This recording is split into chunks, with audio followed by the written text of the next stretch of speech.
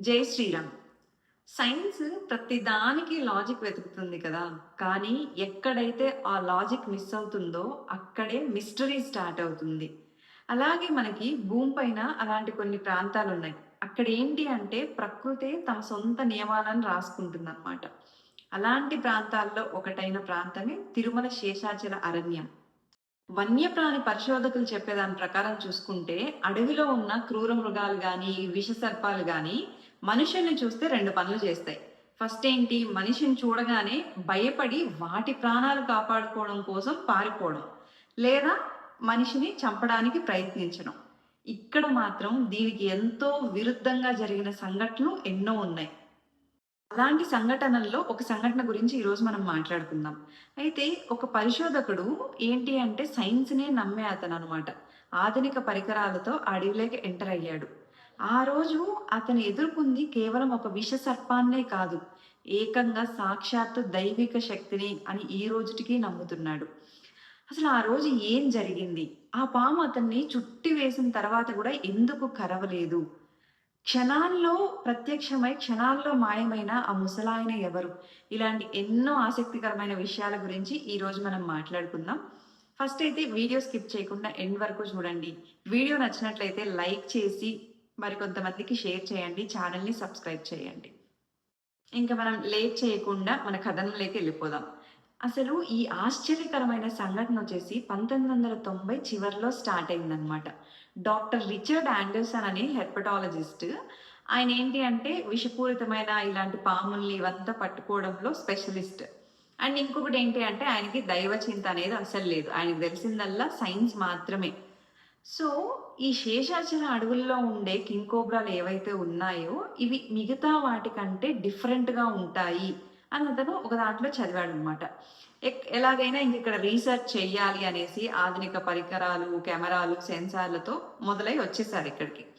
అక్కడున్న అధికారులు కూడా చెప్పారు. ఈ దట్టమైన అడవిలో అంటే రాత్రిపూట వెళ్ళడం అంత మంచిది కాదు. వెళ్ళొద్దండి అనేసి చెప్పినా గూడా తెలిసిందే గదా! ఆయన దైవత్వాన్నే నమ్మట్లేదు. సైన్స్‌ని మాత్రమే నమ్ముతున్నాడు. ఆయన ఏమన్నాడంటే, "నేను సైన్స్‌ని మాత్రమే నమ్ముతాను. మీరు చెప్పే ఈ మూఢనమ్మకాల్ని కాదు" అనేసి అన్నాడు. సో, ఇంకొకటేంటి అంటే అక్కడున్న పాములు చాలా వేగంగా స్పందిస్తాయనేసి, మళ్ళీ పుట్టిన కొన్ని సెకన్లలోనే మనుషులు మరణిస్తారు అని గూడా విన్నాడు. సో, ఇవంతా ఏంటి? దీని స్టోరీ ఏంటి? ఎలాగైనా సైన్స్‌తో దీన్ని ఇది చెయ్యాలి అన్న ధ్యేయంతో వెళ్ళాడు. అలా వెళ్ళిన మనిషికి అతని కోణమే మారిపోయింది. అసలేం జరిగింది ఆ రోజు శేషాచల అడవుల్లో అనేది మనం నెక్స్ట్ మాట్లాడుకుందాం. వీళ్ళింకా రీసెర్చ్ చేయడానికి వచ్చారు కదా! వీళ్ళకేంటంటే ఎక్కువ ఎంతూజియాజం అనేది ఉంటది.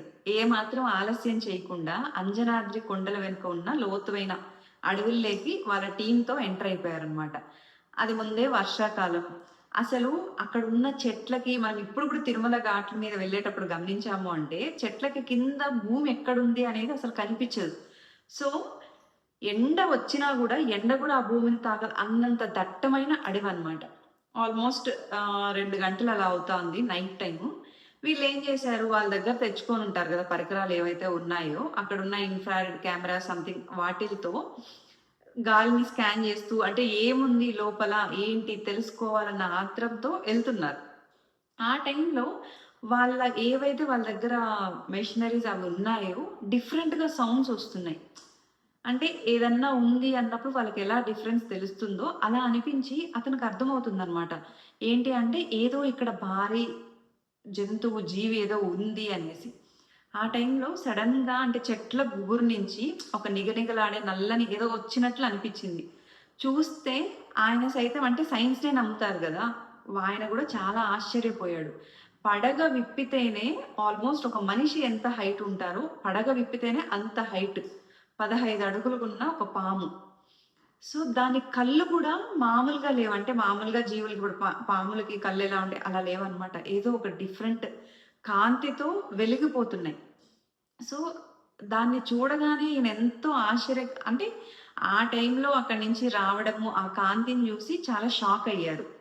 అంటే ఈయన ఆ పాముని చూసి షాకయ్యారు గదా! మామూలుగా అయితే సాధారణంగా అలాంటి పాముల్ని ఆయన చూసినప్పుడు హుక్‌తో విసిరేసేసి దాన్ని బందీ జేసేసి రీసెర్చ్ అనేది చేస్తారు. కానీ ఒక్క నిమిషం ఆయనకి కాళ్ళు చేతులు ఆడలేదు దాన్ని చూసిన తర్వాత. అండ్ దాని కళ్ళు చూస్తుంటే ఇప్పుడు మామూలుగా పాము సడెన్‌గా చూసామంటే పారిపోవడమో, లేకపోతే కాటేయడమో చేస్తది గదా! మనం చూస్తే దానికేమనిపిస్తది? వేటగాడొచ్చాడు, మనల్ని చంపేస్తాడన్న ఫీలింగ్ అనిపిస్తది. కానీ దాని చూపు ఎలా ఉంది అంటే, అంటే అడవిలోకొచ్చిన ఒక అతిథిని హెచ్చరిస్తున్నట్లుంది. అంతేగాని ఒక వేటగాడిని చూస్తున్నట్లు అనిపించలేదనమాట. ఇంక ఓకే. ఆ నిమిషం, ఆ సెకండ్ అలా షాకయ్యి ఓకే. నెక్స్ట్ ఆయన వల అనేది వేయబోయాడు. అంతలోపే మెరుపు తీగలాగా ఆ పామొచ్చేసి ఆయన్ని చుట్టేసింది. ఆల్మోస్ట్ పీకల దాకా. ఒక్క ఫేస్ మాత్రమే బయటుంది. ఇదంతా చూసిన ఈ టీమ్ మెంబర్స్ వీళ్ళంతా షాకయిపోయి ఎక్కడికక్కడ పారిపోయారు. ఆయనకసలు ఏం జేయాలో గూడా అర్థం గాలేదు. దాని వైపు చూడ్డానికి ఎంత ఇప్పుడు పాము అంత పెద్ద 15 అడుగులున్న పాము ఒక మనిషిని చుట్టేసింది అంటే, మామూలు విషయం గాదు గదా! ఆ టైంలో ఇన్ని రోజులు ఎంత ఆయన పరిశోధనలు చేసినా గూడా, ఆ టైంలో ఆయనకి ఒక్క నిమిషం గుండె ఆగిపోయినంత పనయ్యుంటుంది. ఇక్కడే ఆశ్చర్యం ఇదేంటంటారు, దైవత్వానికి సంబంధించిన ఒక సంఘటన జరిగింది. ఏంటి అంటే, అంత చుట్టేసిన ఆ పాముకి కాటేయడం అనేది ఒక్క సెకండ్.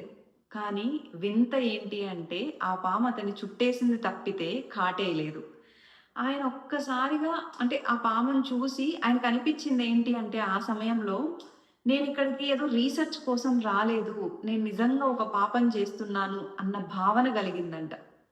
సరిగ్గా ఆ సమయంలోనే ఎక్కడి నుంచి వచ్చిందో తెలీదు గానీ, అంత దట్టమైన అడవిలోంచి ఒక గంభీరమైన గొంతు వినిపించింది ఆయనకి.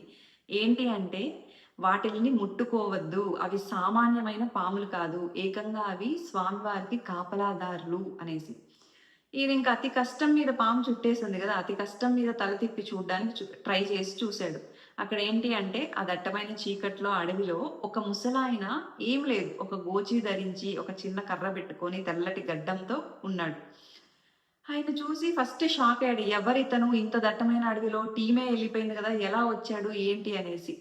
సో, అతను ఆ పాముని చూస్తూ ఏదో మంత్రాలు చదివినట్లు, ఏదో పాముతో మాట్లాడినట్లు అనిపిచ్చింది. ఆ సంఘటన జరిగిన వెంటనే ఆ పాము అప్పటిదాకా ఎంత కోపంతో ఆయన్ని చుట్టేసుందో, వెంటనే ఆ పట్టు వదిలేసి ఆయనకి నమస్కరించినట్లు, ఆ ముసలాయనకి నమస్కరించినట్టు నమస్కరించి వెంటనే ఆ దట్టమైన అడవుల్లోకి, ఆ పొదల్లోకి మాయమైపోయిందంట. ఇంకా ఆ పామైతే మాయమైపోయింది గానీ, వెళ్ళిపోయింది పొదల్లోకి. ఈ రిచర్డ్ పాము వదిలేసి ఇంక కింద పడిపోయి, అప్పటిదాకా బ్రీతింగ్ ఆడలేదు గదా! ఊపిరి పీల్చుకుంటూ ఆ ముసలాయనకి థాంక్ యూ చెప్దాము అనేసి ఆయన వైపు చూస్తే, ఆయనే ఇతని కళ్ళ వైపు చూసి చెప్పాడు. అంటే, "ఇది మొత్తం వెంకటేశ్వర స్వామి కొండ. ఇక్కడ రాయి, రప్ప, చెట్లు, చేమ, తేలు, పాము ఏదైనా కూడా ఆయన ఆజ్ఞ ప్రకారమే జరుగుతుంది. నీ సైన్స్ ఏదైతే ఉందో అది నీ దగ్గరే ఉంచుకో. మళ్ళీ ఈ పక్క కనిపించకు" అని జెప్పి ఎళ్ళిపోవడానికి అటు తిరుగుతాడనమాట. ఆ ముసలాయన వెనక్కి తిరగగానే ఈ రిచర్డ్ ఆత్రంతో తన కెమెరా తీసుకొని ఆ ముసలాయన్ని ఫోటో తీసుకోవాలని చూస్తాడు. చూస్తే ఆ కెమెరా కూడా ఆన్ అవ్వదనమాట. అండ్ మాట్లాడడానికి చూసినా కూడా 2 అడుగులు వేసినట్లు వేసి అంత దట్టమైన అడవిలో మాయమైపోతాడు.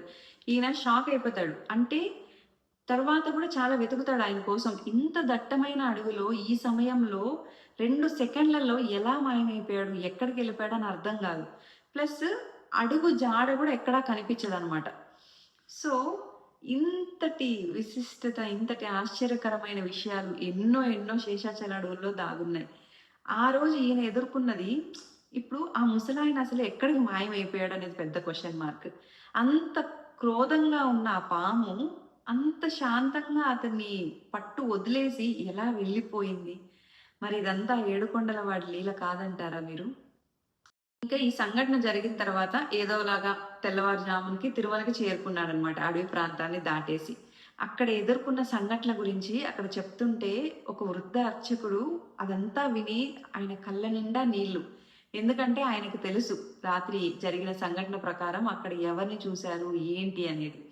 సో, ఇంకా అర్చకుడు ఇలా చెప్తాడు కదా! "నువ్వు చాలా అదృష్టవంతుడివి నాయనా. ఎందుకంటే ఈ 7 కొండలే ఆదిశేషుని రూపం." సో, స్వామివారికి పరుపుగా గావచ్చు, గొడుగుగా గావచ్చు, వాహనంగా కావచ్చు, ఆదిశేషుడు ఎప్పుడూ ఎల్లవేళలా కాపాడుతుంటాడు. సాక్షాత్తు ఆయన జాతిని గాని, స్వామివారి రాజ్యాన్ని గాని, ఎవరన్నా ఏదైనా చేయడానికొచ్చినా గూడా అతనే ఇలా ఒక్కొక్క రూపంలో వచ్చి దర్శనమిస్తూ ఉంటాడు. సో నీ జన్మ ధన్యమైపోయింది. నువ్వు ఏకంగా ఆయన్నే దర్శించుకున్నావు అని చెప్తాడు.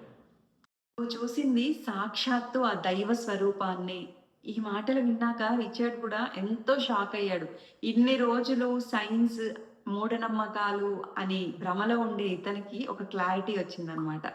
సో ఈ జ్ఞానోదయంతో రీసెర్చ్ ఏదైతే మొదలుపెట్టాడో దాన్ని అంతటితో ఆపేసి అతని డైరీలో ఒకటి రాసుకున్నాడు. ఏంటి అంటే, science is just a candle but the god is sun. I saw the sun in Tirumala forest అని. కేవలం ఒక స్టోరీనో లేకపోతే ఒక సంఘటన మాత్రమే కాదు. ఇలాంటి ఎన్నో సంఘటనలు, ఎన్నో ఆశ్చర్యకరమైన విషయాలు ఎన్నో దాగున్నాయి. ఇప్పటికీ కూడా అర్ధరాత్రి వేళల్లో మామూలుగా పాములు కొన్ని ప్రాంతాల్లో కాపలా కాస్తుంటాయి.